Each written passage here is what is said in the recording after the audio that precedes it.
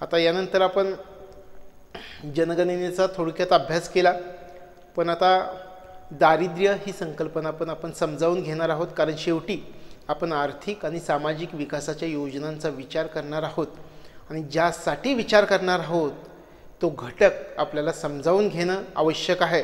म्हणजे दारिद्र्य या घटकाविषयी आपल्याला माहिती समजावून घेणं आवश्यक आहे. आणि या घटकामध्ये आपण सरकारनं दारिद्र्याच्या केलेल्या व्याख्या, आंतरराष्ट्रीय पातळीवर केलेल्या व्याख्या, सरकारनं दारिद्र्य दूर करण्यासाठी केलेले प्रयत्न, त्यासाठी नेमलेल्या वेगवेगळ्या समित्या, या समित्यांनी केलेल्या शिफारशी आणि या शिफारशींच्या आधारावरती सरकारनं हाती घेतलेल्या आर्थिक आणि सामाजिक विकासाच्या योजना या घटकामधून आपण अभ्यासणार आहोत. आता दारिद्र्याचा जर विचार केला तर सरळ सरळ गोष्ट आहे की दारिद्र्य म्हणजे ज्याच्याकडे उत्पन्नाचा अभाव आहे त्याला आपण दारिद्र्य म्हणून ओळखतो. म्हणजे थोडक्यात उत्पन्नाचा अभाव असणं याला दारिद्र्य असं म्हटलं जातं. मग दारिद्र्य या संकल्पनेचा अर्थ कसा घेतला जातो याचा जर आपण विचार केला तर आर्थिक आणि सामाजिक विकासामध्ये दारिद्र्य या संकल्पनेचा विचार केला जातो. संकल्पनेमध्ये उत्पन्नाबरोबरच चांगलं सामाजिक जीवन, चांगलं शिक्षण, आरोग्य, राजकीय स्वातंत्र्य या गोष्टींचा समावेश केला जातो. आणि आता या ठिकाणी दारिद्र्याच्या संकल्पनेमध्ये किती खोलवर विचार केला गेलेला आहे हे आपल्या लक्षामध्ये येईल. आर्थिक आणि सामाजिक विकासामध्ये प्रामुख्याने याच संकल्पनेचा विचार केला गेलेला आहे. उत्पन्नाचा तर विचार केलाच जातो, पण याच्याशिवाय मानवाला मिळणारं चांगलं सामाजिक जीवन, चांगलं शिक्षण, आरोग्य, राजकीय स्वातंत्र्य या गोष्टींचा समावेश सुद्धा या दारिद्र्याच्या संकल्पनेमध्ये करण्यात आलेला आहे. हे आपल्याला लक्षात ठेवावं लागेल. आणि आंतरराष्ट्रीय पातळीवर जर आपण विचार केला तर आंतरराष्ट्रीय पातळीवर संयुक्त राष्ट्रसंघानं दारिद्र्याची व्याख्या केलेली आहे. आता वेगवेगळ्या आंतरराष्ट्रीय पातळींवर आपल्याला वेगवेगळ्या व्याख्या अभ्यासायला मिळतील, पण आपण जर व्याख्या समजावून घेतल्या तर आपल्या लक्षात येईल की सगळ्यांचा अर्थ मात्र एकच आहे. संयुक्त राष्ट्रसंघाची दारिद्र्याच्या व्याख्येचा जर आपण विचार केला तर संधी आणि निवड यांचा परित्याग आणि मानवी प्रतिष्ठेची होणारी पायमल्ली म्हणजे दारिद्र्य होय, अशी व्याख्या केलेली आहे संयुक्त राष्ट्रसंघानं. आणि याच्यामध्ये संयुक्त राष्ट्रसंघानं उल्लेख केलेला आहे की समाजामध्ये प्रभावीपणे सहभागी होण्याची संधी न मिळणे, अन्न आणि कपडे पुरेसे नसणे, याशिवाय असं कुटुंब जे शाळेमध्ये किंवा दवाखान्यामध्ये जाऊ शकत नाही, असं कुटुंब जे भूमिहीन किंवा बेरोजगार आहे, याशिवाय दारिद्र्य म्हणजे असुरक्षितता आणि दुर्बलता, अशा प्रकारे संयुक्त राष्ट्रसंघानं दारिद्र्याची व्याख्या केलेली आहे. म्हणजे सुरुवातीला संयुक्त राष्ट्रसंघाचं मत असं आहे की संधी आणि निवड यांचा परित्याग आणि मानवी प्रतिष्ठेची होणारी पायमल्ली म्हणजे दारिद्र्य. आणि याचा अर्थ काय आहे हे पुढे संयुक्त राष्ट्रसंघाने व्यक्त केलेलं आहे. त्याच्यामध्ये म्हटलेलं आहे की समाजामध्ये प्रभावीपणे सहभागी होण्याची संधी न मिळणे, अन्न आणि पुरेसे कपडे नसणे, अशा प्रकारचं कुटुंब जे शाळेमध्ये किंवा दवाखान्यामध्ये जाऊ शकत नाही, असं कुटुंब जे भूमिहीन आणि बेरोजगार आहे, आणि दारिद्र्य म्हणजे असुरक्षितता आणि दुर्बलता आहे. अशा प्रकारे संयुक्त राष्ट्रसंघाने दारिद्र्याची व्याख्या केलेली आहे. आता जागतिक बँकेनं सुद्धा दारिद्र्याची व्याख्या केलेली आहे. जागतिक बँकेची दारिद्र्याची व्याख्या जर आपण समजावून घेतली तर लक्षात येईल की संयुक्त राष्ट्रसंघाचेच काही मुद्दे जागतिक बँकेनं नमूद केलेले आहेत. उपासमार असणे, निवारा नसणे, उपचार घेण्याची कुवत नसणे, निरक्षर असणे, शाळेत जाऊ न शकणे, बेरोजगार असणे, पिण्यासाठी शुद्ध पाण्याचा अभाव असणे, तसेच स्वातंत्र्याचा अभाव असणे म्हणजे दारिद्र्य, अशी जागतिक बँकेनं दारिद्र्याची व्याख्या केलेली आहे. म्हणजे संयुक्त राष्ट्रसंघाची आणि जागतिक बँकेच्या दारिद्र्याची व्याख्या जर आपण तपासून पाहिली तर आपल्याला लक्षात येईल की जवळजवळ सगळे मुद्दे समान आहेत. उपासमार असणं, निवारा नसणं, उपचार घेण्याची कुवत नसणं, निरक्षर असणं, शाळेत जाऊ न शकणं, बेरोजगार असणं, पिण्यासाठी शुद्ध पाण्याचा अभाव असणं आणि स्वातंत्र्याचा अभाव म्हणजे दारिद्र्य, अशी जागतिक बँकेनं दारिद्र्याची व्याख्या केलेली आहे. आता दारिद्र्याच्या बाबतीमध्ये आपल्याला महत्त्वाच्या गोष्टी परीक्षेच्या दृष्टिकोनामधून लक्षात ठेवाव्या लागतील. सुरुवातीला हे समजावून घेऊयात की दारिद्र्याची संकल्पनेमध्ये बदल कसा झाला. म्हणजे दारिद्र्याच्या संकल्पनेमध्ये बदल कसा झाला हे समजावून घेताना सुरुवातीला दारिद्र्याची संकल्पना काय होती हे समजावून घ्यावी लागेल. नंतर त्याच्यामध्ये बदल कसा झाला हे समजावून घेता येईल. भारतामध्ये 2004-2005 पर्यंत दारिद्र्याची संकल्पना म्हणजे उत्पन्नाचा अभाव अशी संकल्पना होती. 2004-2005 पर्यंतची संकल्पना उत्पन्नाचा अभाव अशी संकल्पना दारिद्र्याची होती. आणि 2004-2005 पर्यंत शासन आर्थिक स्रोत वाढवण्यासाठी प्रयत्न करत होतं. सुरेश तेंडुलकर समितीनं दारिद्र्याची नवीन संकल्पना सुचवली. शासनानं दारिद्र्यविषयक धोरणांमध्ये बदल केलेला आहे आणि शासनानं नवीन धोरणानुसार आर्थिक स्रोत वाढवण्यापेक्षा आर्थिक आणि सामाजिक विकासाकडे लक्ष दिलेलं आहे. आणि हा आहे दारिद्र्याच्या संकल्पनेमधील बदल. म्हणजे सुरुवातीची संकल्पना उत्पन्नाचा अभाव अशी होती, पण आता शासनानं नवीन धोरणानुसार आर्थिक स्रोत वाढवण्यापेक्षा आर्थिक आणि सामाजिक विकासाकडे लक्ष द्यायला सुरुवात केलेली आहे. हा दारिद्र्याच्या संकल्पनेमधील बदल मानला जातो. आता दारिद्र्याच्या संकल्पनेचा अभ्यास करताना कोणत्या संकल्पनांचा विचार केला जातो हे आपण समजावून घेऊयात. दारिद्र्याच्या संकल्पनेचा ज्यावेळी अभ्यास केला जातो त्यावेळी निरपेक्ष आणि सापेक्ष दारिद्र्य या संकल्पना लक्षामध्ये घ्याव्या लागतात. अर्थव्यवस्थेला दारिद्र्यविषयक धोरणं ठरवताना दारिद्र्य रेषेबरोबरच असुरक्षित गटाचा विचार करावा लागतो. दारिद्र्य विशिष्ट निर्देशांक मोजून किंवा प्रत्यक्ष शिरनगती करून 2 पद्धतीनं मोजता येतं. म्हणजे या ठिकाणी आपल्याला लक्षात ठेवायचं आहे, दारिद्र्य किती पद्धतीनं मोजता येतं, तर 2 पद्धतीनं मोजता येतं. त्या 2 पद्धती कोणत्या, तर विशिष्ट निर्देशांक मोजून किंवा प्रत्यक्ष शिरनगती करून या 2 पद्धतीनं दारिद्र्य मोजता येतं. आणि भारतात वेगवेगळे दारिद्र्यविषयक जी धोरणं आहेत ती धोरणं ठरवण्यासाठी शिरनगतीच्या प्रमाणाचा विचार केला जातो. म्हणजे या ठिकाणी आपण पाहिलं की दारिद्र्य 2 पद्धतीनं मोजता येतं आणि या 2 पद्धतीपैकी भारतामध्ये कोणत्या पद्धतीचा वापर केला जातो, तर भारतामध्ये विविध दारिद्र्यविषयक धोरणं ठरवण्यासाठी शिरनगतीच्या प्रमाणाचा विचार केला जातो. यानंतर दारिद्र्यविषयक धोरणं ठरवणं आणि त्याची प्रत्यक्ष अंमलबजावणी कशी केली जाते हे आपण समजावून घेऊयात. सुरुवातीला हे समजावून घेऊयात की दारिद्र्यविषयक धोरण कोणामार्फत ठरवलं जातं. दारिद्र्यविषयक धोरण नियोजन आयोगामार्फत ठरवलं जातं आणि नियोजन आयोगामार्फत दारिद्र्याचं प्रमाण ठरवलं जातं.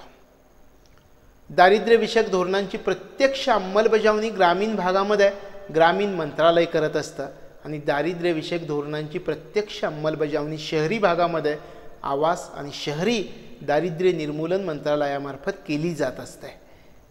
याशिवाय ग्रामीण भागामध्ये ग्रामीण मंत्रालय दारिद्र्याचं प्रत्यक्ष सर्वेक्षण करत असतं आणि शहरी भागामध्ये आवास आणि शहरी दारिद्र्य निर्मूलन मंत्रालय दारिद्र्याचं प्रत्यक्ष सर्वेक्षण करत असतं.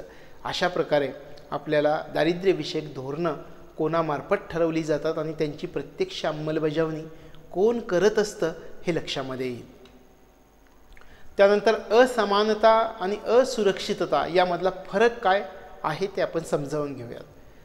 असमानता म्हणजे सधन आणि निर्धन यामधला जो फरक असतो त्या फरकाला असमानता म्हणून ओळखलं जातं. आणि असुरक्षितता म्हणजे लोकसंख्येतील असा गट असतो जो निर्धन नाही पण निर्धन होण्याचा संभाव्य धोका त्याला आहे, असा गट म्हणजे असुरक्षितता. आता आपण या ठिकाणी समजावून घेऊयात एखादा गट निर्धन होण्याचा धोका कसा असतो. उदाहरणार्थ आपण पाहतो की एखादं नैसर्गिक संकट आलं, आर्थिक संकट आलं, आरोग्याचं संकट आलं तर या गटाला अधिक निर्धन बनवू शकतो. म्हणजे कमी उत्पन्न असणाऱ्या एखाद्या कुटुंबावरती जर आरोग्याचं संकट आलं आणि त्यासाठी जर मोठा खर्च येणार असेल तर तो गट निर्धन बनू शकतो. म्हणजे एखादा गट निर्धन कसा बनू शकतो, तर नैसर्गिक संकट आलं असेल, आर्थिक संकट आलं असेल, आरोग्याचं संकट आलं असेल तर या गटाला जास्त निर्धन असा गट बनू शकतो. आणि अर्थव्यवस्थेला दारिद्र्यविषयक धोरणं ठरवताना या दारिद्र्य रेषेबरोबरच असुरक्षित गटाचा सुद्धा विचार करावा लागत असतो। अशा प्रकारे एखादा गट निर्धन होण्याचा धोका कसा असतो तर याप्रमाणे असतो। आपण या अगोदरच्या संकल्पनेमध्ये निरपेक्ष दारिद्र्य आणि सापेक्ष दारिद्र्य या संकल्पनांचा विचार केलेला होता, पण निरपेक्ष दारिद्र्य आणि सापेक्ष दारिद्र्य म्हणजे काय हे आता आपण समजावून घेऊयात। निरपेक्ष दारिद्र्य याचा जर विचार केला तर यामध्ये दारिद्र्याची मोजणी करताना कोणत्याही निरपेक्ष मानकाचा वापर करतात, याला निरपेक्ष दारिद्र्य असं म्हणतात। आणि मानक नियोजन आयोग ठरवत असतं। नियोजन आयोग प्रत्येक गणनेच्या वेळी अशी ठराविक मानकं ठरवत असतं आणि भारतामध्ये दारिद्र्य मोजण्यासाठी निरपेक्ष दारिद्र्य विचारामध्ये घेतलं जातं। आता या ठिकाणी आपण उल्लेख केला की ठराविक मानकं ठरवत असतं म्हणजे काय करत असतं, म्हणजे कॅलरीचा ग्रामीण भागासाठी किती कॅलरी आवश्यक, शहरी भागासाठी किती कॅलरी आवश्यक, अशी जी मानकं ठरवली जातात अशी मानकं नियोजन आयोग ठरवतं आणि नियोजन आयोग प्रत्येक गणनेच्या वेळी अशी ठराविक मानकं ठरवत असतं आणि भारतामध्ये दारिद्र्य मोजण्यासाठी निरपेक्ष दारिद्र्य विचारामध्ये घेतलं जातं। सापेक्ष दारिद्र्याचा जर विचार केला तर यामध्ये दारिद्र्याची ज्यावेळी मोजणी केली जाते त्यावेळी सापेक्षतेचा विचार केला जातो। या संकल्पनेमध्ये याच्यापेक्षा तो गरीब असा जो उल्लेख केला जातो त्याला सापेक्षता असं म्हटलं जातं, तुलना केली जाते। याच्यापेक्षा तो गरीब आहे अशी जी तुलना केली जाते त्याला सापेक्षता असं म्हटलं जातं। या संकल्पनेमध्ये एखाद्या देशामधील सर्व लोकांचं दरडोई प्रतिमाह उत्पन्न मोजून सरासरी काढली जाते आणि अशा प्रकारच्या मोजणीला सापेक्ष असं म्हटलं जातं। यानंतर आपण पी.डी. ओझा या समितीचे निष्कर्ष पाहूयात। सरासरी 2250 कॅलरी प्रतिदिन या निकषाचा वापर करून या पी.डी. ओझा समितीनं दारिद्र्याचं प्रमाण मोजलं। 1960-61 मध्ये ग्रामीण भागामध्ये 8 ते 11 रुपये मासिक दरडोई खर्चाची पातळी ठरवून दारिद्र्याचं प्रमाण पी.डी. ओझा समितीनं मोजलेलं होतं। 1960-61 मध्ये शहरी भागामध्ये 15 ते 18 रुपये मासिक दरडोई खर्चाची पातळी ठरवून दारिद्र्याचं प्रमाण मोजण्यात आलं आणि या प्रमाणानुसार ग्रामीण भागामध्ये 51.6% दारिद्र्य आढळलं आणि शहरी भागामध्ये 7.6% दारिद्र्य आढळलेलं आहे।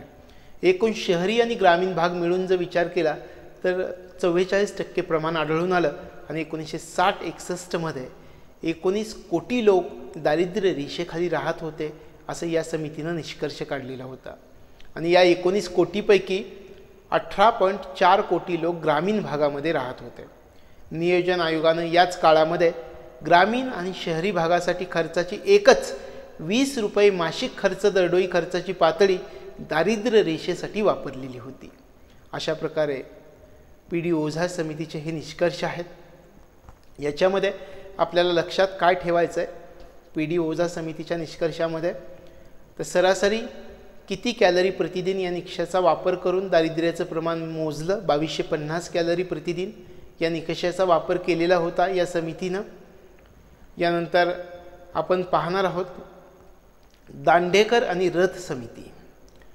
याच्यामध्ये व्ही.एम. दांडेकर आणि निळकंठ रथ यांनी दारिद्र्य रेषेच्या मोजमापामध्ये 2250 कॅलरी प्रतिदिन या निकषाचा वापर केलेला होता। आता याच्यामध्ये दांडेकर रथमध्ये व्ही.एम. दांडेकर आणि निळकंठ रथ यांनी दारिद्र्य रेषेचं मोजमाप केलं आणि 2250 कॅलरी प्रतिदिन या निकषाचा वापर या समितीनं केला। 1960-61 मध्ये ग्रामीण भागामध्ये प्रतिमाह 15 रुपये म्हणजे वार्षिक 180 रुपये आणि शहरी भागामध्ये प्रतिमाह 22.50 रुपये म्हणजे 270 रुपये मासिक दरडोई खर्चाची पातळी ठरवून दारिद्र्याचं प्रमाण या समितीनं मोजलेलं होतं। यावेळी दारिद्र्याचं प्रमाण होतं 41% आणि ग्रामीण भागातील दारिद्र्य 1968-69 मध्ये त्यांना 40% आढळून आलेलं होतं। शहरी भागातील दारिद्र्य 1968-69 मध्ये त्यांना 50% आढळून आलेलं होतं। अशा प्रकारे या समितीचे निष्कर्ष होते। यानंतर महत्त्वाची समिती आहे बी.एस. मिन्हास समिती। मिन्हास यांनी ग्रामीण दारिद्र्य मोजण्यासाठी वार्षिक दरडोई खर्चाची पातळी 240 रुपये ठरवलेली होती। आणि मिन्हास यांचे जे निकष होते त्या निकषानुसार 1969मध्ये 50.6% दारिद्र्य आढळून आलेलं होतं. त्यानंतर पी के बर्धन यांची शिफारस आपण पाहूयात की ग्रामीण खर्चाची पातळी वापरताना, महागाई ठरवताना शेतमजुरासाठीच्या किंमत निर्देशांकाचा वापर करणं ही पी के बर्धन यांची शिफारस होती. ही शिफारस महत्त्वाची आहे की ग्रामीण खर्चाची पातळी ज्यावेळी वापरली जाते त्यावेळी महागाई ठरवताना शेतमजुरासाठीच्या किंमत निर्देशांकाचा वापर करावा असं कोणत्या समितीनं शिफारस केली होती हे विचारलं जाईल. तर ही शिफारस पी के बर्धन समितीनं केलेली होती आणि बर्धन यांनी 15 रुपये मासिक दरडोई खर्चाच्या पातळीचा वापर केलेला होता. 1968-69मध्ये मोजणी केली असता त्यांना ग्रामीण भागामध्ये 54% दारिद्र्य आढळून आलेलं होतं. त्यानंतर मॉन्टेक सिंग अहलुवालिया महत्त्वाची समिती. अहलुवालिया यांनी ग्रामीण भागासाठी 15 रुपये आणि शहरी भागासाठी 20 रुपये मासिक दरडोई खर्चाची पातळी वापरली. म्हणजे अहलुवालिया यांनी ग्रामीण आणि शहरी भागासाठी वापरलेली मासिक दरडोई खर्चाची पातळी ग्रामीण भागासाठी 15 रुपये आणि शहरी भागासाठी 20 रुपये मासिक दरडोई खर्चाची पातळी वापरली. यावेळी आधारभूत वर्ष 1960-61 धरण्यात आलेलं होतं. अहलुवालियांना 1973-74मध्ये ग्रामीण भागातील दारिद्र्य 46.1% आढळून आलं आणि अहलुवालिया यांनी जी पाहणी केली त्या पाहणीनुसार चांगल्या कृषी हंगामामध्ये दारिद्र्यामध्ये घट झालेली आहे, तर खराब हंगामात दारिद्र्यात वाढ होते असं दिसून आलं.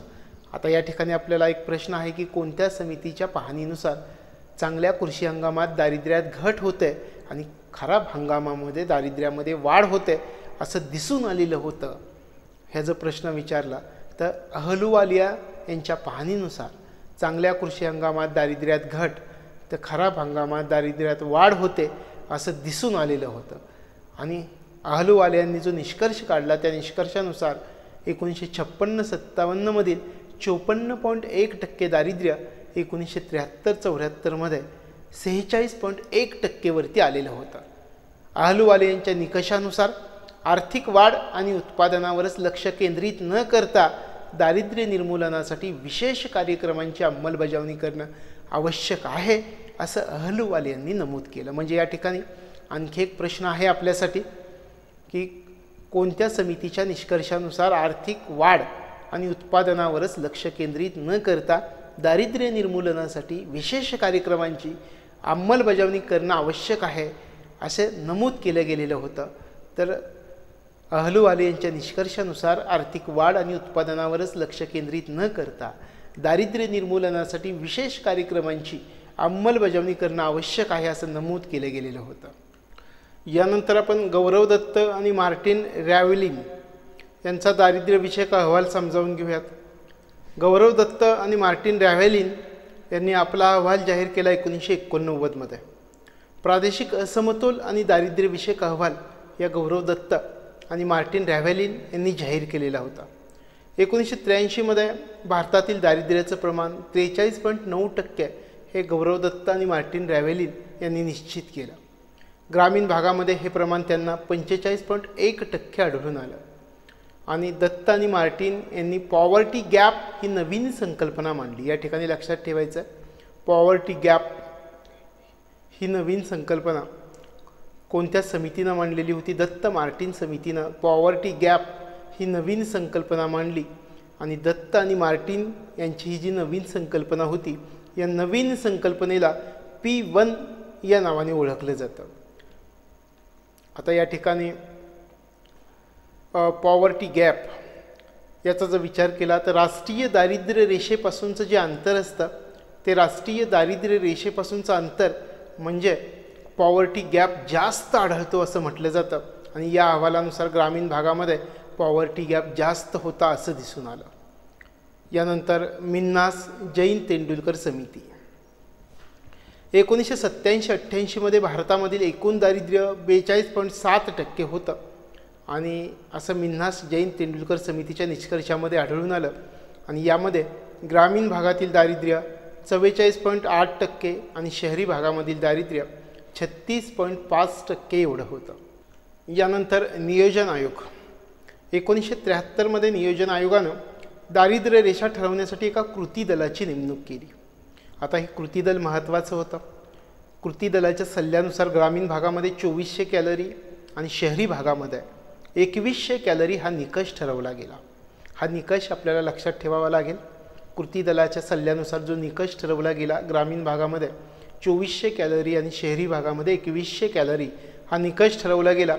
आणि कृती दलानं दारिद्र्याचा निरपेक्ष निकष म्हणून पॉवर्टी लाईन बास्केट ही संकल्पना सुचवली, म्हणजे दारिद्र्याची टोपली असं आपल्याला मराठीमध्ये म्हणता येईल। ही संकल्पना या कृती दलानं दारिद्र्याचा निरपेक्ष निकष म्हणून सुचवलेली होती। 1973-74 कॅलरी मूल्यानुसार ग्रामीण भागामध्ये 49.9 रुपये खर्चाची पातळी ठरवण्यात आली। 1973-74 कॅलरी मूल्यानुसार शहरी भागामध्ये 56.64 रुपये दरडोई प्रतिमाह खर्चाची पातळी ठरवली गेली।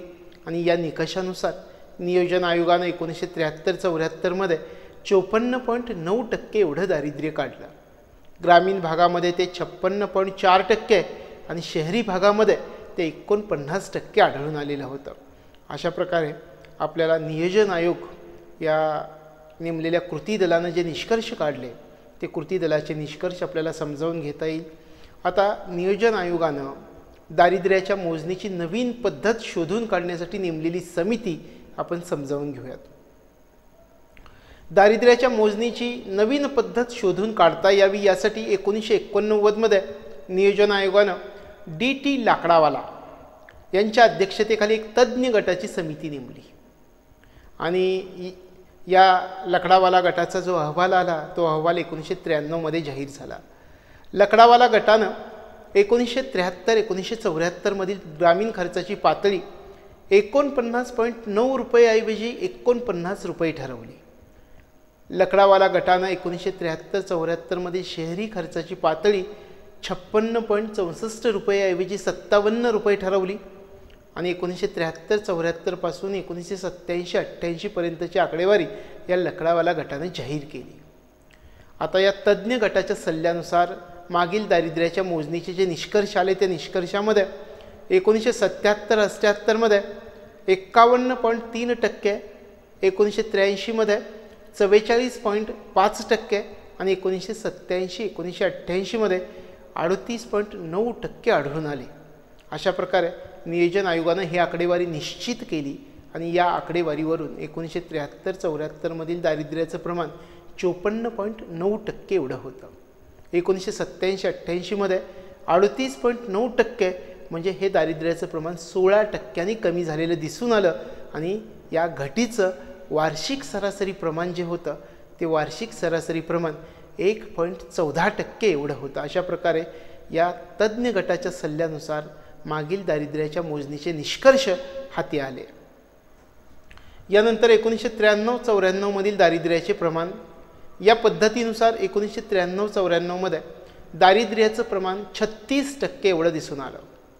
1993-1994 दारिद्र्याचं प्रमाण शहरी भागामध्ये 32.4% आणि ग्रामीण भागामध्ये 37.3% होतं। 1993-94 शहरी भागामध्ये दरडोई प्रतिमाहा 274.88 रुपये खर्चाच्या पातळीचा वापर केला गेलेला होता। आणि 1993-94 ग्रामीण भागाचा जर विचार केला तर ग्रामीण भागामध्ये 211.30 रुपये खर्चाच्या पातळीचा वापर केला गेला। नियोजन आयोगानं यापुढील दारिद्र्य रेषा ठरवण्यासाठी NSSO म्हणजे नॅशनल सॅम्पल सर्व्हे ऑर्गनायझेशनच्या 1999-2000 55व्या मोजणीचा आणि 2004-05 61व्या मोजणीचा यावेळी आधार घेतलेला होता। अशा प्रकारे आपल्याला माहिती देता येईल। यानंतर 1999-2000 दारिद्र्याचं मोजणी जी केली गेली ती मोजणी करताना URP पद्धतीचा वापर केला गेला। आता या ठिकाणी आपण म्हणतो की 1999-2000 नॅशनल सॅम्पल सर्व्हे ऑर्गनायझेशन ज्याला आपण NSSO या नावाने ओळखतो, ही NSSOने जी सर्व्हे केली, मोजणी केली त्यावेळी URP पद्धतीचा वापर केला गेला। URP म्हणजे काय, तर युनिफॉर्म रिकॉल पिरियड ही पद्धत ज्याला आपण URP पद्धत असं म्हणतो, दरडोई प्रतिमाह खर्चाची पातळी ठरवून या पद्धतीची मोजणी केली जाते. पहा, URP पद्धतीमध्ये कशी मोजणी करण्यात आली. दरडोई प्रतिमाह खर्चाची पातळी ठरवून या पद्धतीची मोजणी करण्यात आली आणि या पद्धतीनुसार शहरी भागामध्ये 454.11 रुपये आणि ग्रामीण भागामध्ये 327.56 रुपये दरडोई प्रतिमाह खर्चाची पातळी ठरवली गेली. म्हणजे URP पद्धतीनुसार करण्यात आलेली ही मोजणी, ठरवली गेलेली खर्चाची पातळी.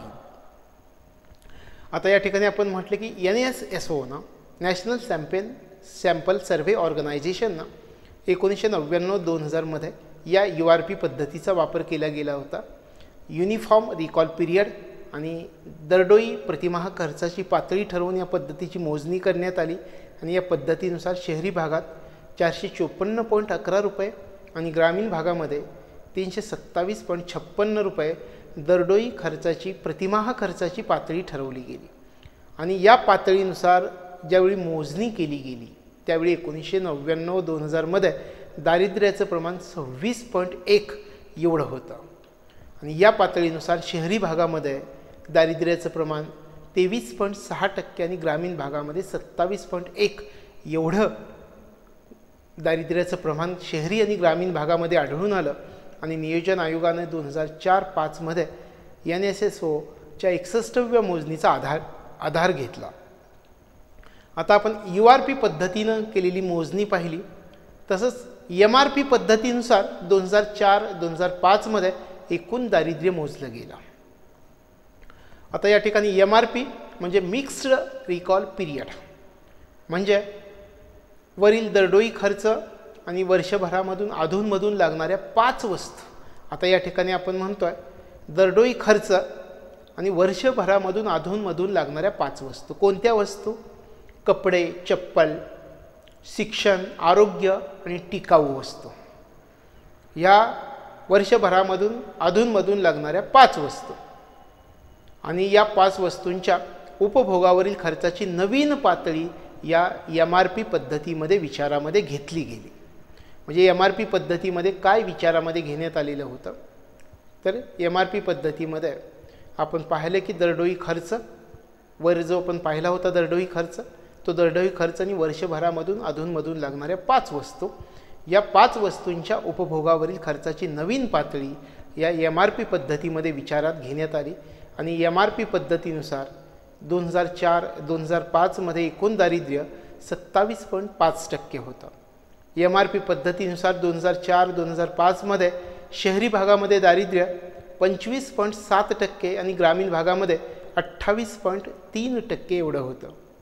1973-74 ते 1993-94 पर्यंतची दारिद्र्यविषयक आकडेवारी निश्चित करण्यासाठी नियोजन आयोगानं लकडावाला तज्ज्ञ गटाची पद्धत आणि 1999-2000 आणि 2004-2005 साठी NSSOची URP पद्धत स्वीकारलेली आहे.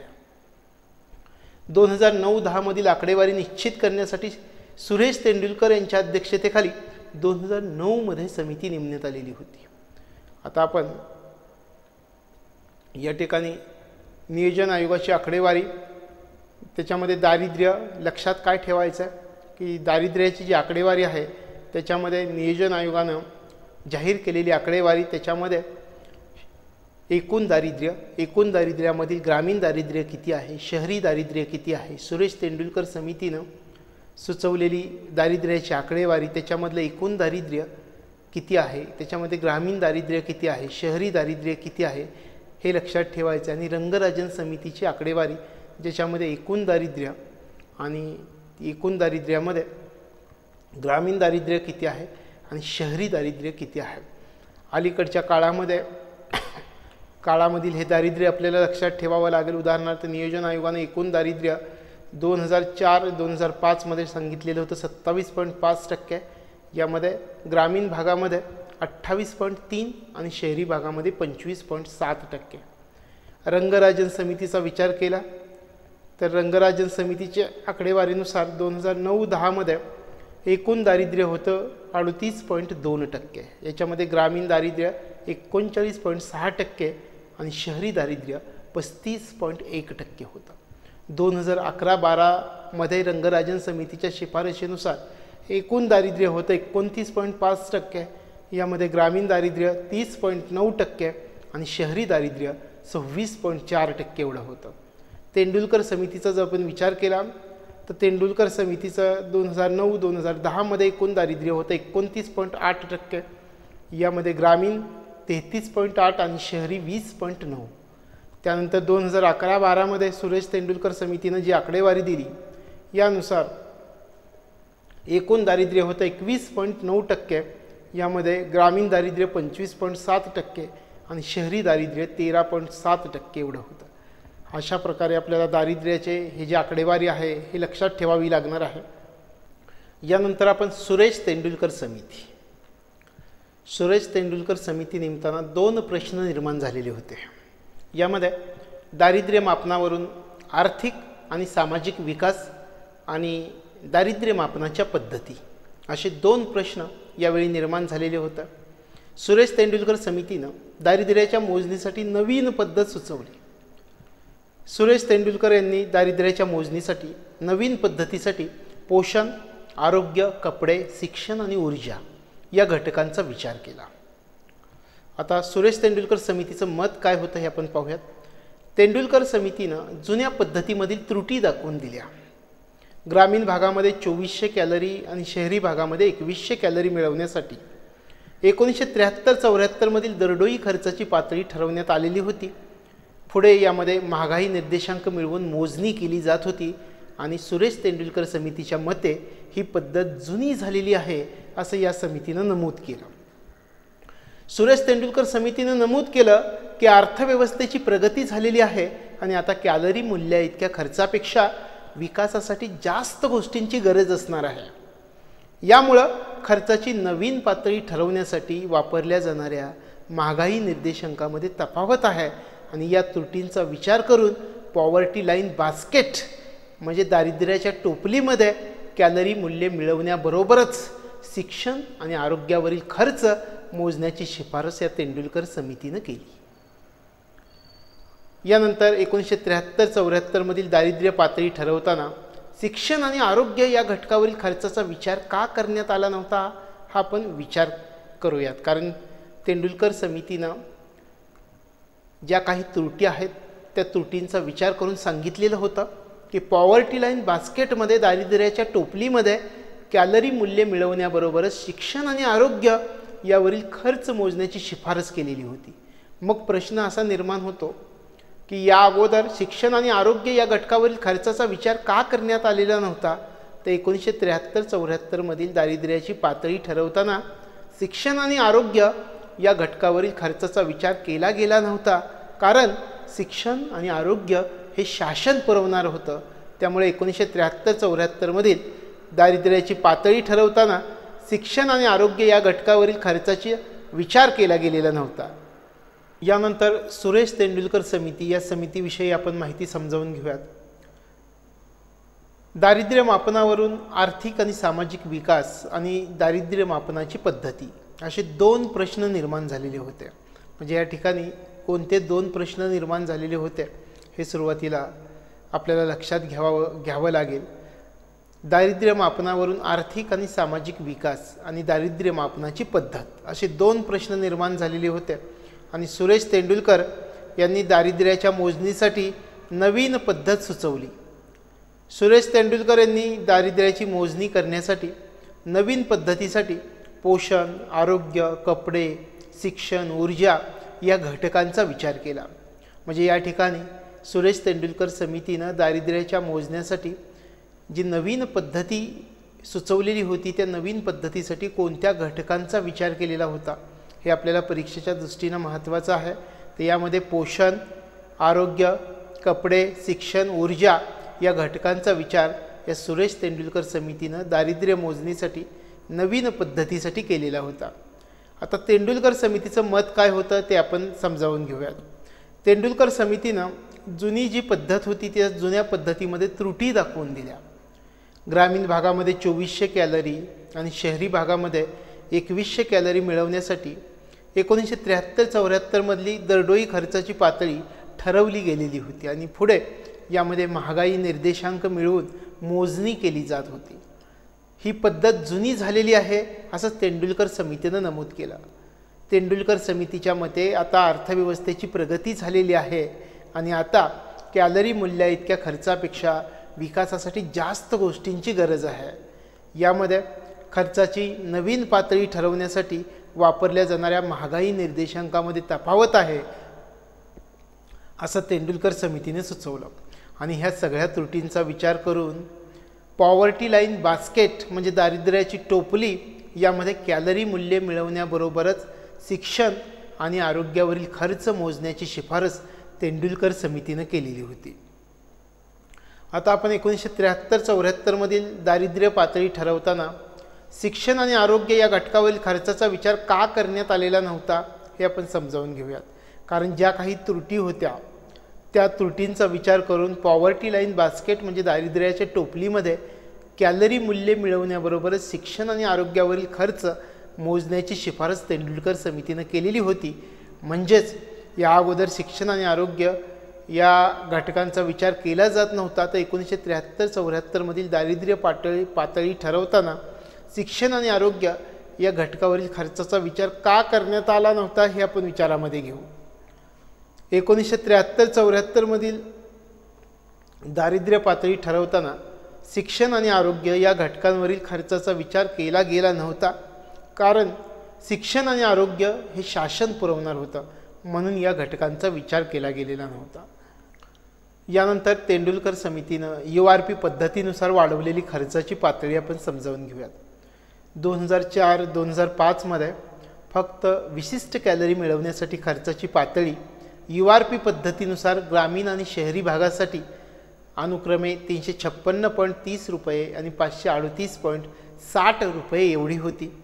तेंडुलकर समितीनं शिक्षण आणि आरोग्याच्या खर्चाचा समावेश करून URP पद्धतीनुसार ग्रामीण आणि शहरी भागासाठी खर्चाची पातळी अनुक्रमे 446.68 रुपये आणि 578.80 रुपये ठरवलेली होती.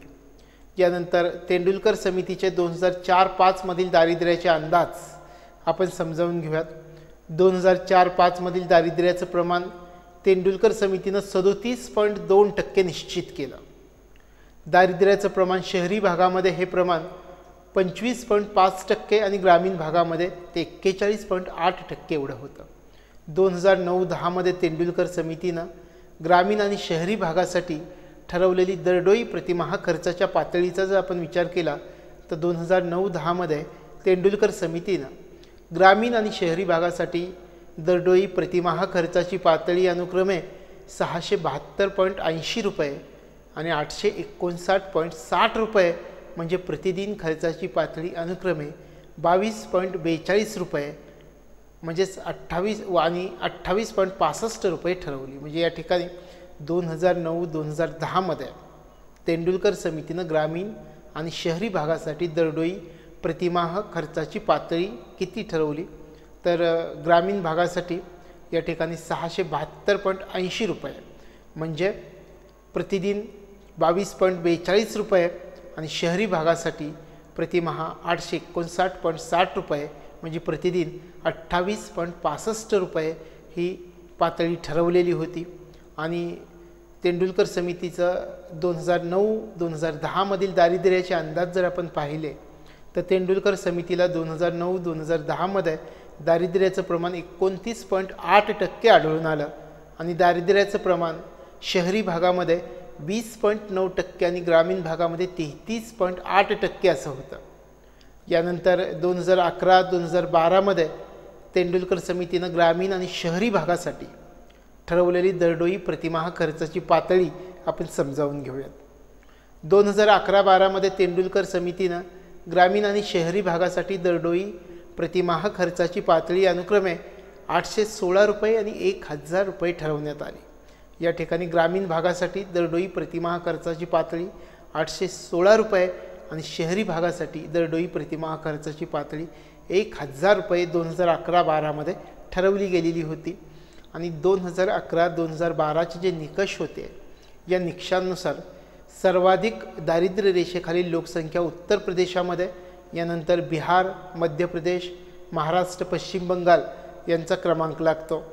आणि दारिद्र्य रेषेखालील प्रमाण विचारामध्ये घेतलं असता लोकसंख्येचं तर सर्वाधिक प्रमाण छत्तीसगड राज्यामध्ये 39.9%, यानंतर दादरा नगर हवेली 39.3% आणि झारखंडमध्ये ते 37% एवढं होतं.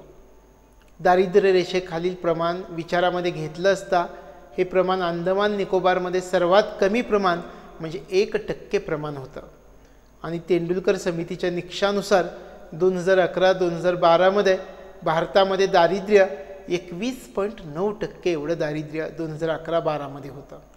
तेंडुलकर समितीचे जे निकष आले त्या निकषानुसार दारिद्र्य रेषेखालील लोकसंख्येनुसार पहिली 4 राज्य छत्तीसगड राज्यामध्ये 39.9%, यानंतर दादरा नगर हवेली 39.3%, झारखंड 37% आणि मणिपूरमध्ये 36.9% एवढं होतं. अशा प्रकारे तेंडुलकर समितीच्या निकषानुसार दारिद्र्य रेषेखालील लोकसंख्येनुसार पहिली 4 राज्य ही होती. तेंडुलकर समितीच्या निकषानुसार दारिद्र्य रेषेखालील लोकसंख्येनुसार शेवटच्या 4 राज्यांचा विचार केला त्याच्यामध्ये अंदमान निकोबार संघराज्य प्रदेश 1%, यानंतर लक्षद्वीप 2.8% आणि गोवा 5.1% आणि केरळ 7.1%. अशा प्रकारे तेंडुलकर समितीच्या निकषानुसार दारिद्र्य रेषेखालील लोकसंख्येनुसार शेवटची 4 राज्य अथवा संघराज्य प्रदेश याच्यामध्ये अंदमान निकोबार संघराज्य प्रदेश सर्वात शेवट म्हणजे फक्त 1% दारिद्र्य, यानंतर लक्षद्वीप 2.8% आणि गोवा 5.1% आणि केरळ 7.1% याप्रमाणे क्रमांक लागतो. तेंडुलकर समितीच्या निकषानुसार दारिद्र्य रेषेखालील लोकसंख्येनुसार महाराष्ट्राचा 17.4% म्हणजे 16वा क्रमांक आहे, या ठिकाणी लक्षात ठेवावं. त्यानंतर सी रंगराजन समितीची नेमणूक आपण समजावून घेऊयात. तेंडुलकर समितीचे निष्कर्ष आणि सध्याचे दारिद्र्य यांचं परीक्षण करून शासनानं नवीन अहवाल सादर करण्यासाठी 24 मे 2012ला सी रंगराजन यांच्या अध्यक्षतेखाली समितीची नेमणूक केली. या समितीमध्ये डॉक्टर महेंद्र देव, डॉक्टर के सुंदरम, डॉक्टर महेश व्यास, श्री KL दत्ता हे या समितीमध्ये इतर सदस्य होते. 3 जून 2014ला या समितीनं आपला अहवाल शासनाला सादर केला. रंगराजन समितीनं दारिद्र्याची टोपली म्हणजे पॉवर्टी लाईन बास्केटमध्ये अन्न आणि 4 आवश्यक घटक यामध्ये शिक्षण, कपडे, निवारा आणि वाहन खर्च या इतर घटकांचा विचार केला. रंगराजन समितीनं आकडेवारी नमूद करताना 2011-12 मधील NSSO च्या 68व्या सर्वेचा वापर केला. NSSOनं 2009 ते 10 आणि 2011 ते 12 मध्ये MMRP म्हणजे मिक्स्ड मॉडिफाईड रिकॉल पिरियड पद्धतीनं मोजणी केली.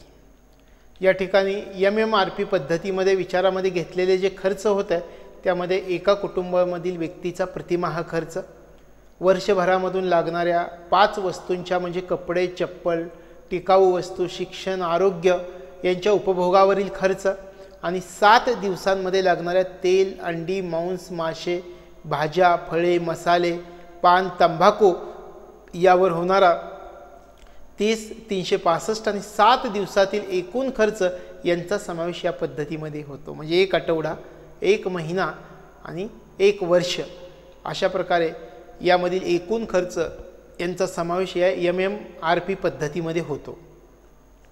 आता 2011-12 या वर्षासाठी रंगराजन समितीनं ग्रामीण आणि शहरी भागासाठी ठरवलेली खर्चाची पातळी आपण समजावून घेऊयात. ग्रामीण भागासाठी खर्चाची पातळी यामध्ये अन्न या घटकासाठी 2400 कॅलरी ऐवजी 2155 कॅलरी हा निकष ठेवला गेला. 2155 कॅलरी मिळवण्यासाठी 554 रुपये मासिक दरडोई खर्च करावे लागतात आणि 4 आवश्यक घटकांवरती 141 रुपये आणि इतर घटकांसाठी 277 रुपये मासिक दरडोई खर्च करावे लागतात. यामध्ये ग्रामीण भागात दरडोई 972 रुपये मासिक खर्च किंवा प्रतिदिन जर विचार केला तर 32 रुपये खर्च ही दारिद्र्य रेषा ठरवली गेली. 2011-12 या वर्षासाठी रंगराजन समितीनं शहरी भागासाठी ठरवलेल्या खर्चाच्या पातळीचा जर आपण विचार केला तर अन्न या घटकासाठी 2100 कॅलरी ऐवजी 2090 कॅलरी हा निकष ठेवण्यात आला. 2090 कॅलरी मिळवण्यासाठी 656 रुपये मासिक दरडोई खर्च करावे लागतात. 4 आवश्यक घटकांवर 407 रुपये आणि इतर घटकांसाठी 344 रुपये मासिक दरडोई खर्च करावे लागतात.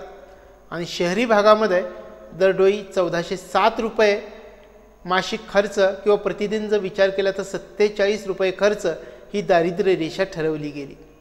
रंगराजन समितीच्या निकषानुसार 2011-12 मध्ये भारतामध्ये एकूण 29.5% दारिद्र्य होतं. यामध्ये ग्रामीण भागामध्ये 30.9% आणि शहरी भागामध्ये 26.4% दारिद्र्य नमूद केलं गेलं.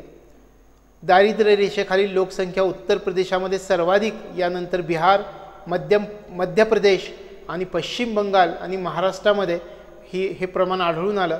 म्हणजे थोडक्यात दारिद्र्य रेषेखालील लोकसंख्या उत्तर प्रदेशामध्ये सर्वाधिक होती आणि यानंतर जर वेगवेगळ्या राज्यांचा क्रम पाहिला तर त्याच्यामध्ये बिहार, मध्य प्रदेश, पश्चिम बंगाल आणि महाराष्ट्र यांचा क्रमांक लागतो.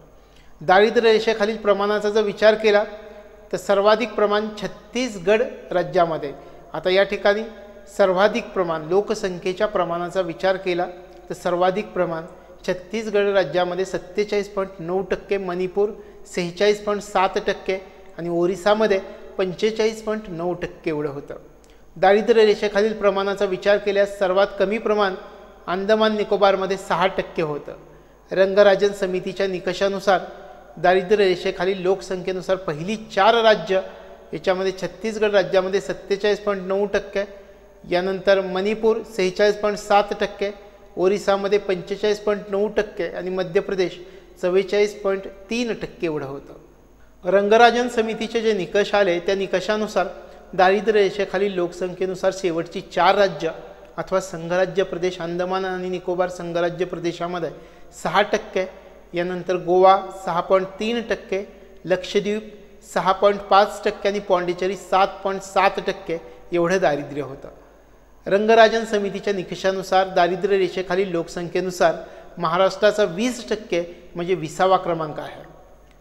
यानंतर आपण नीती आयोग कार्यदल या कार्यदलाविषयी माहिती समजावून घेऊयात.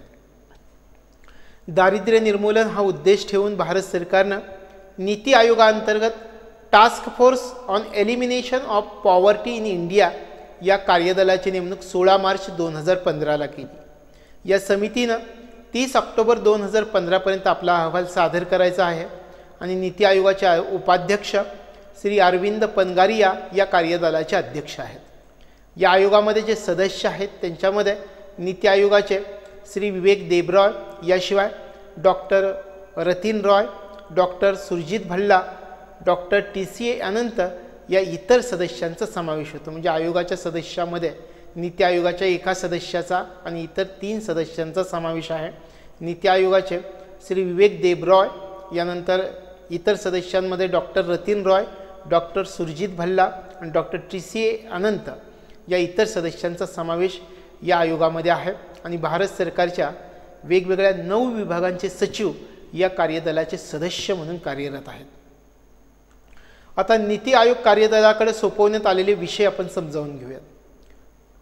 या नीती आयोग कार्यदलाकडे जे विषय सोपवण्यात आले त्यामध्ये केंद्रीय मंत्रालय आणि राज्य शासनाच्या कार्यालयांमध्ये समन्वयासाठी पद्धत सुचवणं, दारिद्र्याची कार्यात्मक व्याख्या नमूद करणं, दारिद्र्य निर्मूलनाचा आराखडा निर्माण करणं, दारिद्र्य निर्मूलनाचं धोरण सुचवणं, दारिद्र्य निर्मूलनाच्या योजनांमध्ये बदल सुचवणं, संपूर्ण देशासाठी मार्गदर्शक असं दारिद्र्य निर्मूलनाचे कार्यक्रम शोधणे, अशा प्रकारे या नीती आयोग कार्यदलाकडे सोपवण्यात आलेले विषय म्हणून या विषयांचा आपल्याला उल्लेख करता येईल.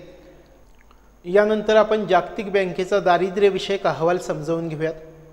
जागतिक बँकेनं 1981 मध्ये दारिद्र्य रेषा निश्चितीसाठीचं प्रमाण प्रति व्यक्ती प्रतिदिन $1 क्रयशक्ती म्हणजे PPP आपण ज्याला म्हणतो पर्चेसिंग पॉवर पॅरिटी ठरवली.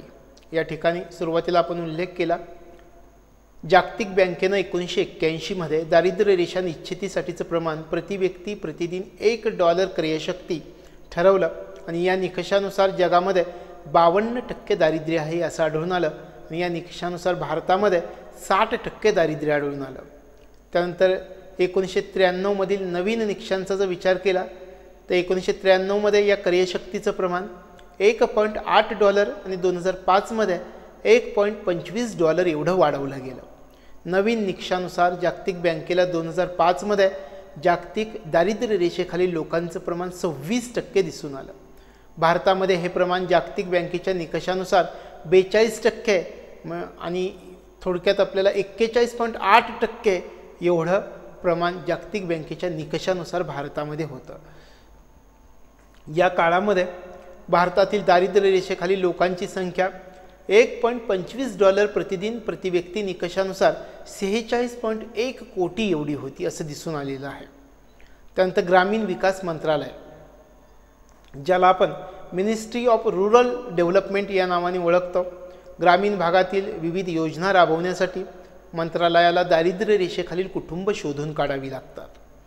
आणि 1992मध्ये ग्रामीण मंत्रालयानं वार्षिक ₹11,000 उत्पन्नाची पातळी ठरवून ग्रामीण भागातील कुटुंबांचं सर्वेक्षण केलं. यावेळी 52.5% दारिद्र्य दिसून आलं.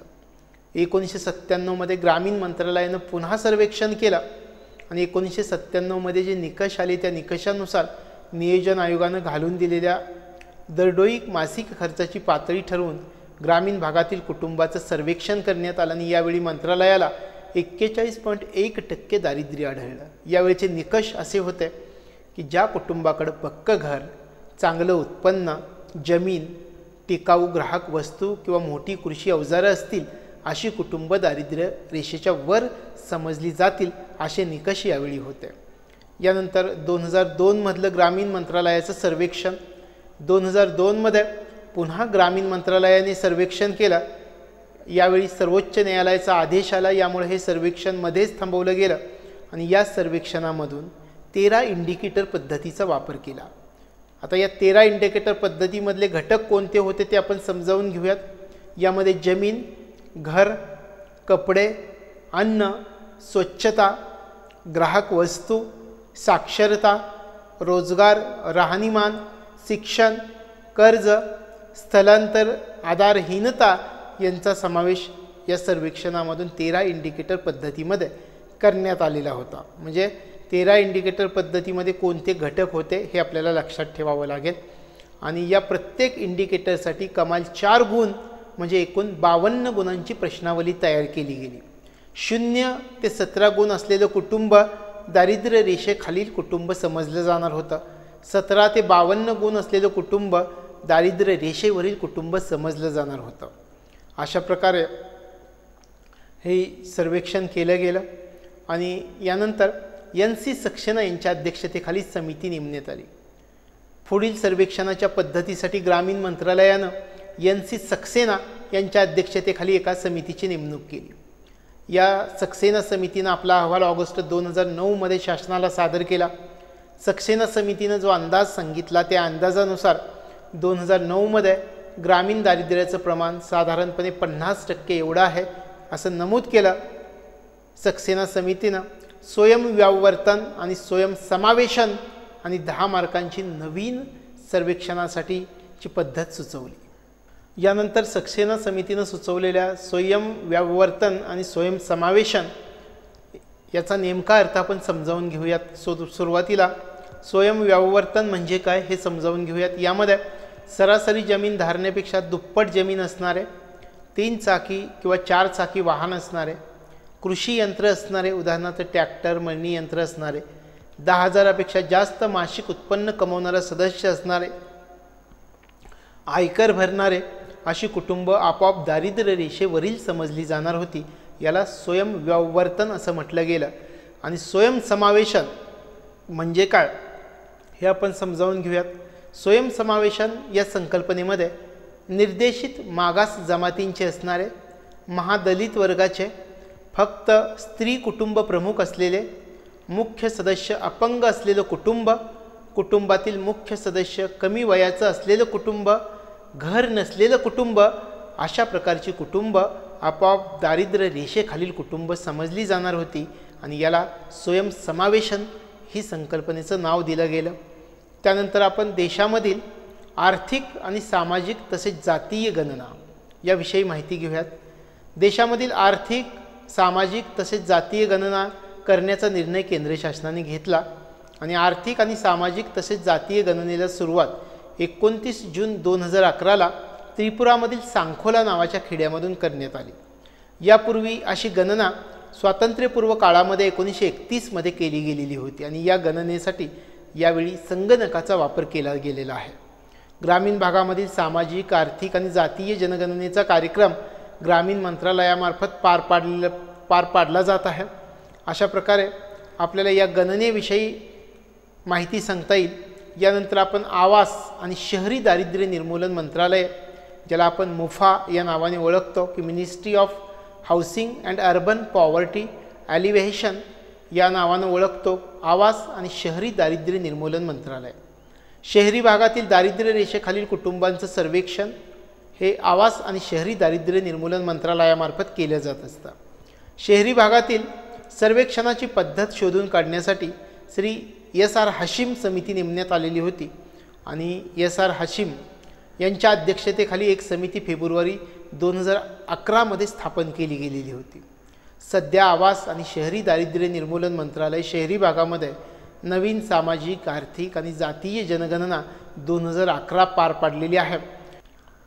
यानंतर आपण दारिद्र्याचे निर्देशांक समजावून घेऊयात. यामध्ये सुरुवातीला MPI multi dimensional poverty index 1997 पासून मानव विकास अहवालामध्ये मानव निर्धनता निर्देशांक, ज्याला आपण HPI म्हणतो, तो HPI काढला जात होता आणि 2010 पासून याऐवजी म्हणजे HPI ऐवजी बहुआयामी निर्धनता निर्देशांक म्हणजे multi dimensional poverty index MPI काढला जातो. अशा प्रकारे 1997 पासून ह्युमन पॉवर्टी इंडेक्स काढला जात होता. 2010 पासून यामध्ये बदल केला गेला आणि याच्याऐवजी बहुआयामी निर्धनता निर्देशांक म्हणजे MPI multi dimensional poverty index काढला जातो आणि हा निर्देशांक जो काढला जातो तो हा निर्देशांक OPHI मार्फत म्हणजे Oxford poverty and human development initiative मार्फत हा निर्देशांक तयार केला गेलेला आहे. आता MPI मध्ये कोणते घटक विचारात घेतले जातात हे आपण लक्षामध्ये घेऊयात. MPI मध्ये लोकसंख्येच्या राहणीमानामधील, आरोग्य आणि शिक्षणामधील अभावाची तीव्रता आणि गरिबी निर्धनता हे घटक विचारामध्ये घेतले जातात. आता या 3 घटकांमध्ये 10 प्रमापकांमध्ये विभागून प्रत्येक प्रमापकाला समान गुण दिले गेलेले आहेत. आता ही 3 प्रमापकं आपण जी म्हणतो त्यातली 3 प्रमापकं पाहूयात. याच्यामध्ये शिक्षण या घटकामधील प्रत्येक प्रमापकाला 100% भार आहे आणि यामध्ये शालेय शिक्षणाची वर्ष आणि शाळेमधील पट नोंदणी यांचा विचार केला जातो. आरोग्य या घटकामध्ये प्रत्येक प्रमापकाला 100% भार आहे आणि यामध्ये बालमृत्यूदर आणि पोषण यांचा समावेश करण्यात आलेला आहे. राहणीमान या घटकामध्ये प्रत्येक प्रमापकाला 1/18 भार दिलेला आहे. यामध्ये वीज पुरवठा, पिण्याचे पाणी, स्वच्छता, घरामधील फरशी, स्वयंपाकाचं इंधन, मालमत्ता या घटकांचा प्रमापकांचा विचार केला जातो. अशा प्रकारे या 3 घटक आहे हे 3 घटक 10 प्रमापकांमध्ये विभागून प्रत्येक प्रमापकाला समान गुण दिले जातात या MPI मध्ये. यानंतर आपण मानव विकास निर्देशांक समजावून घेऊयात. मानव विकास निर्देशांकाची रचना पाकिस्तानचे मेहबूब उल हक आणि भारताचे नोबेल विजेते अमर्त्य सेन यांनी केलेली आहे. जीवनमान, शिक्षण, राहणीमान या मानवी विकासाच्या 3 बाजू आहेत आणि या बाजूंचा मानव विकास निर्देशांकामध्ये विचार केला जातो.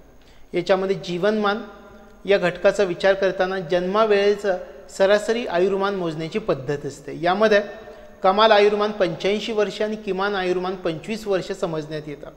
UNDPच्या म्हणजे युनायटेड नेशन्स डेव्हलपमेंट प्रोग्रामनुसार 2015 मधील मानव विकास अहवालानुसार भारतामधील सरासरी आयुर्मान 65.8 वर्ष एवढं आहे. त्याचं शिक्षण या घटकामध्ये शाळेमध्ये जाण्याची अपेक्षित आणि सरासरी वर्ष मोजण्याची पद्धत असते. UNDPच्या म्हणजे युनायटेड नेशन्स डेव्हलपमेंट प्रोग्रामच्या 2015चा जो मानव विकास अहवाल आहे त्याच्यानुसार भारतामधील शाळेत जाण्याची सरासरी वर्ष 5.4 आहेत आणि शाळेत जाण्याची अपेक्षित वर्ष 11.7 वर्ष एवढी आहेत. राहणीमान या घटकामध्ये दरडोई उत्पन्न क्रयशक्तीच्या आधारे अमेरिकन डॉलरमध्ये मोजलं जातं. 2015च्या अहवालानुसार भारताचं दरडोई उत्पन्न क्रयशक्तीच्या आधारे $5,497 एवढं आहे. या जीवनमान, शिक्षण, राहणीमान या तीनही निर्देशांकाची सरासरी काढल्यानंतर मानव विकास निर्देशांक काढला जातो. युनायटेड नेशन्स डेव्हलपमेंट प्रोग्रामच्या 2015 मधील मानव विकास अहवालानुसार 2014 मध्ये भारताचा मानव विकास निर्देशांक 0.609 एवढा होता. यावेळी भारताच्या 188 देशांच्या यादीमध्ये 130वा क्रमांक होता. डिसेंबर 2015 मध्ये युनायटेड नेशन्स डेव्हलपमेंट प्रोग्रामनं 2015चा आपला अहवाल प्रकाशित केला. 2015चा अहवाल 21 जानेवारी 2016ला युनायटेड नेशन्स डेव्हलपमेंट प्रोग्रामनं कोलंबोमधून अधिकृतपणे प्रकाशित केला आणि या अहवालाचा विषय वर्क फॉर ह्युमन डेव्हलपमेंट असा आहे. याशिवाय रोजगार आणि मानव विकास यामधील संबंध, नोकरीची शाश्वतता, लवचिकता, कौशल्याची आवश्यकता या बाजूंचा विचार करणारा हा अहवाल ओळखला जातो. आणि श्रीलंकेच्या राष्ट्राध्यक्षांनी शाश्वत कृषी ग्रामीण विकासावर लिहिलेल्या community participation for improving rural livelihoods या प्रकरणाचा समावेश यामध्ये केला गेलेला आहे. याशिवाय 2015च्या अहवालामध्ये 188 देशांचा 2014 मधील मानव विकास निर्देशांक नमूद केला गेलेला आहे. या 188 देशामध्ये प्रथम क्रमांक नॉर्वे या देशाचा असून त्याचा मानव विकास निर्देशांक 0.944 आहे. दुसरा क्रमांक ऑस्ट्रेलिया या देशाचा लागतो. सर्वात शेवटचा क्रमांक नायजर या देशाचा असून त्याचा मानव विकास निर्देशांक 0.348 एवढा आहे. ब्रिक्स देशापैकी रशिया, ब्राझील, चीन आणि दक्षिण आफ्रिका यांचा मानव विकास निर्देशांकानुसार 50, 75, 90 आणि 116 असा क्रमांक लागतो. 2008 ते 2014 या काळामध्ये चीन 11 क्रमांकांनी आणि भारत 6 क्रमांकांनी वर ढकलला गेलेला आहे असं दिसून आलेलं आहे. आता भारताच्या मानव विकास निर्देशांकामधील सरासरी वार्षिक वाढ आपण समजावून घेऊयात. याच्यामध्ये कालावधी आणि मानव विकास निर्देशांकामधील सरासरी वार्षिक वाढ आपण समजावून घेऊयात. 1990 ते 2014 या कालावधीमधील मानव विकास निर्देशांकामधील सरासरी वार्षिक वाढ होती 1.48%. 1990 ते 2000 या कालावधीमधील मानव विकास निर्देशांकामधील सरासरी वाढ 1.49% एवढी होती. 2000 ते 2010 या कालावधीमधील मानव विकास निर्देशांकामधील सरासरी वार्षिक वाढ होती 1.67% आणि 2010 ते 2014 या कालावधीमधील मानव निर्देशांकामधील सरासरी वार्षिक वाढ होती 0.97%. अशा प्रकारे भारताच्या मानव विकास निर्देशांकामधील सरासरी वार्षिक वाढ या दृष्टिकोनामधून आपल्याला विचार करता येईल. आता UNDPच्या निर्देशांक जो होता त्या निर्देशांकाच्या आधारे जगामधील वेगवेगळ्या देशांचे 4 गट पाडले गेलेले आहेत आणि या 4 गटापैकी भारताचा समावेश मध्यम विकास निर्देशांक या गटामध्ये केला जातो. 2001 ते 2011 या दशकामध्ये भारताच्या निर्देशांकामध्ये वार्षिक सरासरीमध्ये 1.56% वाढ झालेली आहे हे या ठिकाणी लक्षात ठेवावं. 2001 मध्ये भारतानं स्वतःचा मानव विकास अहवाल तयार केलेला आहे आणि 2001 नंतर पुढचा अहवाल भारत शासनानं 2011 मध्ये प्रकाशित केला. भारताने स्वतःच्या तयार केलेल्या मानव विकास अहवालानुसार 2001च्या तुलनेमध्ये 2011 मध्ये भारताच्या मानव विकास निर्देशांकामध्ये 21% वाढ झालेली आहे. भारताच्या 2011 मधील मानव विकास अहवालानुसार पुरुषांचं सरासरी आयुर्मान 67.3 वर्ष तर स्त्रियांचं सरासरी आयुर्मान 69.3 वर्ष एवढं आहे. शिक्षण निर्देशांकानुसार 2011 मध्ये भारतातील साक्षरतेचा दर 74% एवढा होता. राहणीमान निर्देशांकानुसार 2011 मध्ये दरडोई उपभोग्य बाबींवरील वास्तविक खर्च 53,331 रुपये एवढा होता. आणि याचं जर मूल्यमापन आपण केलं तर आत्तापर्यंतच्या मानव विकास निर्देशांकानुसार असं दिसून येतं की भारताच्या मानव विकास अहवालामधील 3ही निर्देशांक असमाधानकारक आहेत. आणि यावरून अर्थव्यवस्थेचं जर मूल्यमापन केलं तर असं दिसून येतं की भारतीय अर्थव्यवस्था गतिमान झालेली जरी दिसून येत असली तर विकास झालेला अजून दिसून येत नाही. जीवनमान, शिक्षण, राहणीमान या 3ही गटामधील विकासांमध्ये अजूनही तफावत दिसून येत आहे. आता मानव विकास निर्देशांक 0 ते 1च्या दरम्यान असतो. 0 याचा अर्थ असा असतो की मानव विकास झालेला नाही. 1 याचा अर्थ असा असतो की संपूर्ण मानव विकास झालेला आहे. अशा प्रकारे मानव विकास निर्देशांक 0 ते 1च्या दरम्यान असतो. युनायटेड नेशन्स डेव्हलपमेंट प्रोग्रामनं जागतिक स्तरावर पहिला मानव विकास अहवाल 1990 मध्ये जाहीर केलेला होता. हे या ठिकाणी लक्षात ठेवावं. यानंतर आपण हंगर इंडेक्स HI याच्याबद्दल माहिती समजावून घेणार आहोत. आता हंगर इंडेक्स उपासमारीचा निर्देशांक, आपल्याला असं म्हणता येईल. निर्धनतेचं तीव्र स्वरूप म्हणजे उपासमार. आणि याच्यामध्ये IFPRI म्हणजे International Food Policy Research Institute ही जी संस्था आहे, ही संस्था उपासमारीचा GHI ग्लोबल हंगर इंडेक्स हा निर्देशांक काढते.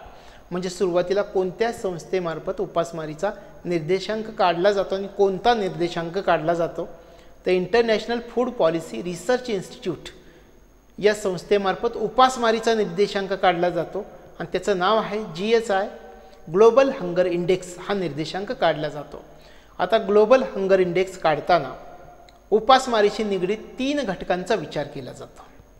आता ग्लोबल हंगर इंडेक्स जो आहे तो GHI काढण्याचा उद्देश कोणता आहे ते समजावून घेऊयात.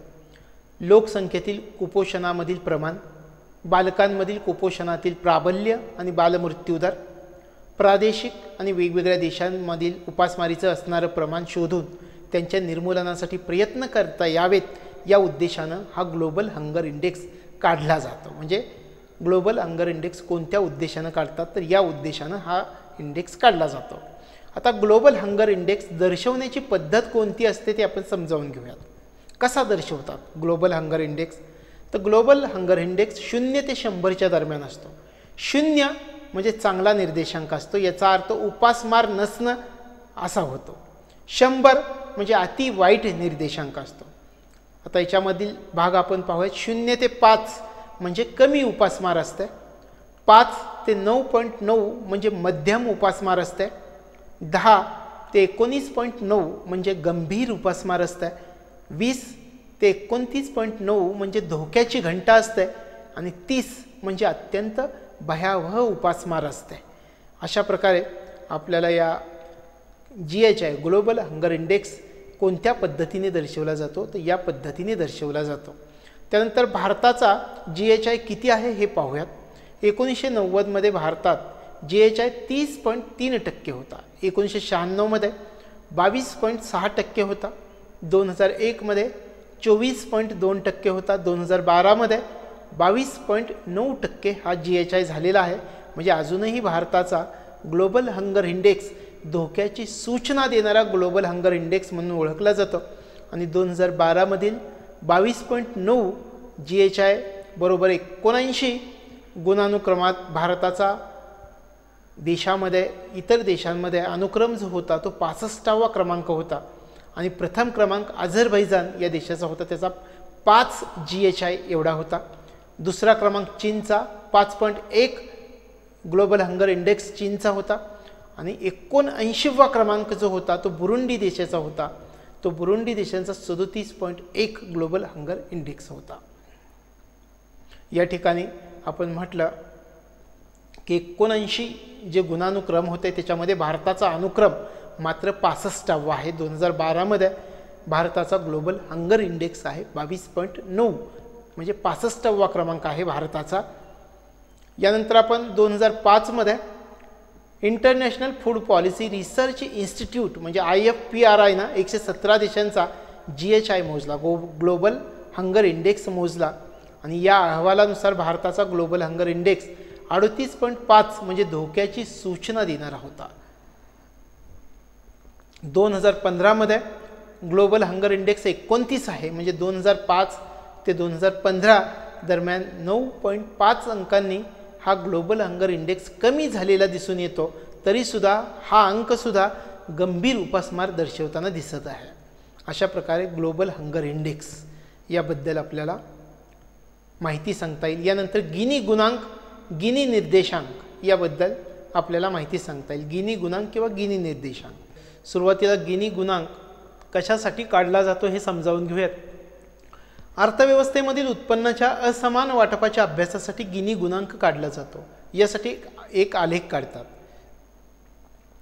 या आलेखामध्ये क्ष अक्षावरती कमी उत्पन्नावरील लोकसंख्येपासून जास्त उत्पन्न मिळणाऱ्या लोकांची संख्या मांडली जाते आणि य अक्षावरती उत्पन्नामधील वाटा मांडला जातो. पहा, क्ष आणि य अक्ष. क्ष अक्षावरती कमी उत्पन्नामधील लोकसंख्येपासून जास्त उत्पन्न मिळणाऱ्या लोकांची संख्या मांडली जाते आणि य अक्षावरती उत्पन्नामधील वाटा मांडला जातो. जर सर्वांचं उत्पन्न समान असेल तर 45 अंशाचा कोन तयार होतो. म्हणजे या ठिकाणी लक्षात ठेवायचं, जर सर्वांचं उत्पन्न समान असेल तर 45 अंशाचा कोन तयार होतो. जर उत्पन्नामध्ये विषमता असेल तर रेषालेखाला वक्रता येते, ज्याला लॉरेंज वक्रता असं म्हणतात. म्हणजे रेषालेखाला वक्रता केव्हा येते? जर उत्पन्नामध्ये विषमता असेल तर रेषालेखाला वक्रता येते, याला लॉरेंज वक्रता असं म्हणतात. वक्र रेषेच्या वर जे क्षेत्रफळ आहे त्याला ए असं नाव दिलं जातं आणि वक्र रेषेच्या खाली जे क्षेत्रफळ आहे त्याला बी असं नाव दिलं जातं आणि ए प्लस बी यांच्या किमतीला गिनी गुणांक असं म्हणतात. आता गिनी गुणांक ज्यावेळी 0 असतो त्यावेळी देशामध्ये संपूर्ण आर्थिक समानता असते. गिनी गुणांक ज्यावेळी 1 असतो त्यावेळी देशामध्ये सर्वात जास्त आर्थिक तफावत असते आणि गिनी गुणांकाला 100ने गुणलं तर गिनी निर्देशांक मिळत असतो. गिनी निर्देशांक ज्यावेळी 0 असतो त्यावेळी देशामध्ये संपूर्ण आर्थिक समानता असते. गिनी निर्देशांक ज्यावेळी 100 असतो त्यावेळी देशामध्ये सर्वात जास्त आर्थिक तफावत असते. या ठिकाणी मानव विकास अहवाल 2015 नुसार भारताचा गिनी निर्देशांक 2005 ते 2013 मध्ये 33.6 एवढा आहे. भारताचा गिनी निर्देशांक मध्यम स्वरूपाची असमानता दर्शवताना दिसतो आणि ही समानता वाढत जाताना दिसून येते. आर्थिक असमानता मोजताना अलीकडच्या काळामध्ये इन्कम क्विंटाईल रेशो मोजला जातो आणि याला मराठीमध्ये उत्पन्न पंचमक गुणोत्तर असं म्हटलं जातं. आता पंचमक म्हणजे 5 गटांपैकी लोकसंख्येपैकी 20% सर्वाधिक श्रीमंत लोकांच्या सरासरी उत्पन्नाचे 20% सर्वाधिक गरीब लोकांच्या सरासरी उत्पन्नाचे गुणोत्तर मोजलं जातं. मानव विकास अहवाल 2015 नुसार 2005 ते 2013 मध्ये भारताचं हे गुणोत्तर 5 एवढं होतं. यानंतर पाल्मा गुणोत्तर ही संकल्पना आपण समजावून घेऊयात. आता हे पाल्मा गुणोत्तर काय आहे हे सुरुवातीला समजावून घेऊयात. तर आर्थिक असमानता मोजण्यासाठी पाल्मा या तज्ज्ञानं पाल्मा गुणोत्तर शोधून काढलेलं होतं. म्हणजे याचा उपयोग कशासाठी होतो? तर आर्थिक असमानता मोजण्यासाठी पाल्मा गुणोत्तराचा वापर केला जातो. या गुणोत्तरानुसार लोकसंख्येपैकी 10% सर्वाधिक श्रीमंत लोकांच्या देशांच्या पैकी असलेल्या उत्पन्नाच्या वाट्याचं 40% गरीब लोकांच्या उत्पन्नाच्या वाट्याशी गुणोत्तर मोजलं जातं. पहा, पाल्मा गुणोत्तरानुसार लोकसंख्येपैकी 10% सर्वाधिक श्रीमंत लोकांच्या देशाच्या ग्रॉस नॅशनल इन्कमपैकी असलेल्या उत्पन्नाच्या वाट्याचं 40% गरीब लोकांच्या उत्पन्नाच्या वाट्याशी गुणोत्तर मोजलं जातं आणि मानव विकास अहवाल 2015 नुसार पाल्मा गुणोत्तर 1:4 एवढं होतं.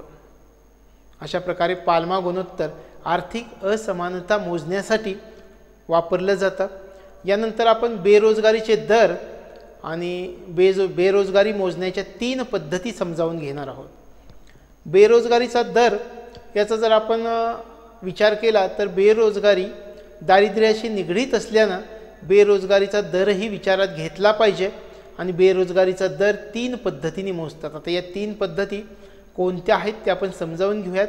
याच्यामध्ये UPS युज्युअल प्रिन्सिपल स्टेटस या नावाने याला ओळखलं जातं. त्यानंतर CWS करंट विकली स्टेटस आणि CDS म्हणजे करंट डेली विकली स्टेटस या नावाने यांना ओळखलं जातं. या आहेत 3 पद्धती, UPS, CWS आणि CDS. आता सुरुवातीला UPS म्हणजे युज्युअल प्रिन्सिपल स्टेटस विषयी आपण माहिती घेऊयात. या पद्धतीमध्ये वर्षभर रोजगार न मिळालेल्यांची संख्या मोजली जाते. पहा UPS पद्धतीमध्ये कोणाचं मोजमाप केलं जातं? ज्यांना वर्षभर रोजगार मिळालेला नाही अशांची संख्या UPS पद्धतीमध्ये मोजली जाते. या पद्धतीमध्ये काढलेला दर हा व्यक्ती दर म्हणजे पर्सन रेट असतो. त्यानंतर CWS याला आपण करंट विकली स्टेटस असं म्हणतो. या पद्धतीमध्ये सर्वेक्षणाच्या विशिष्ट आठवड्यामध्ये, आता या ठिकाणी परिमाण कुठला आहे पहा, सर्वेक्षणाच्या विशिष्ट आठवड्यामध्ये 1 तासाचा सुद्धा रोजगार मिळालेला नाही अशांची संख्या या CWS मध्ये मोजली जाते, करंटली विकली स्टेटसमध्ये. UPS आणि CWS पद्धतीने काढलेला दर हा व्यक्ती दर म्हणजे पर्सन रेट असतो. त्यानंतर CDS करंट डेली स्टेटस. आता याच्यामध्ये करंट डेली स्टेटस या नावाने आपण म्हणतो. या पद्धतीमध्ये सर्वेक्षणाच्या विशिष्ट आठवड्यामधील प्रत्येक दिवसाला सरासरी किती रोजगार मिळाला, परिमाण कुठला आहे पहा, प्रत्येक दिवस. या पद्धतीमध्ये करंट डेली स्टेटस पद्धतीमध्ये सर्वेक्षणाच्या विशिष्ट आठवड्यामधील प्रत्येक दिवसाला सरासरी किती रोजगार मिळाला किंवा रोजगार मिळाला नाही हे मोजलं जातं. आणि CDS पद्धतीने काढलेला जो दर असतो तो टाईम रेट म्हणजे कालदर असतो. CDS पद्धतीमध्ये खोली आणि आंशिक या सर्व प्रकारच्या बेरोजगारीचं आकलन होत असतं. CDS पद्धत बेरोजगारीचं योग्य चित्र दाखवत असते आणि नियोजन आयोग ज्यावेळी धोरणं ठरवतं त्यावेळी या CDS पद्धतीचा वापर नियोजन आयोगाकडून केला जात असतो. अशा प्रकारे बेरोजगारी मोजण्याच्या या 3 पद्धती आपल्याला लक्षात ठेवाव्या लागतील. UPS, CWS आणि CDS करंट डेली स्टेटस. त्यानंतर आता आपण पॉवर्टी गॅप इंडेक्स याच्याविषयी माहिती समजावून घेऊयात.